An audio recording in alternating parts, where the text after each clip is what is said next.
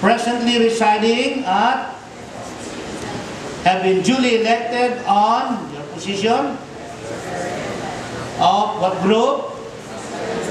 For the year 2013. I further pledge with all my heart to fulfill the duties and responsibilities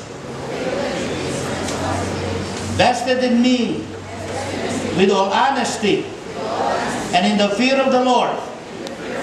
I shall uphold without reservation the best interest of my church, the Blue Ridge Bible Baptist Church. May God be my God. Okay, we will sign, then later on you will submit that to me. Tayo po'y mananalang. Let's all rise up, please. Tawagin ko po si Pastor Jandy, si Pastor Peter to come. Ang ating mga preachers, si Brother Jojo, parito ka.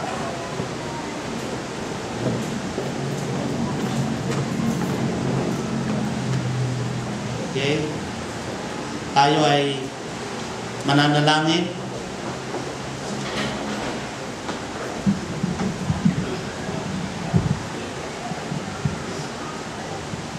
Pumikit po tayo at I will offer the prayer as we dedicate these men to the Lord, that God will strengthen them and help them. Let's pray. Heavenly Father, we come into your presence with humility, and we would like to present to you these officers in their different groups. Our Noah's Chamber of Men, our Lily's group, our ISEP group, our YBA group. Today, dear Father, it's an honor for me as their pastor to offer this prayer to you and to present these men and women who will help me in the administration and in fulfilling the responsibilities of going out into the world, reaching forth men who are lost in their sin. Help us, dear Father, so that we can evangelize our community. Project 4, Murphy, Libis, and other places, dear Father, wherein our ministry can be felt. Oh God, we ask you that you're going to strengthen these men and women.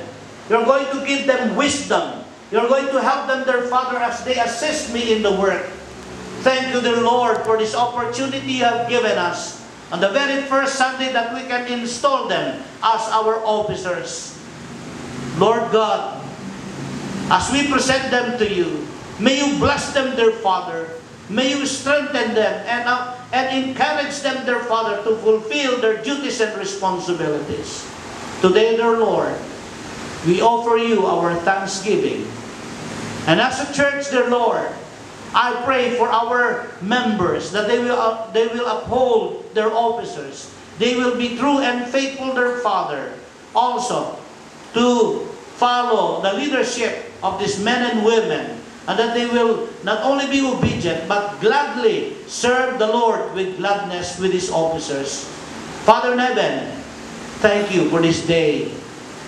Accept our thanksgiving. In Jesus' name, amen. God bless you. Congratulations, Brother Joe. John, Brother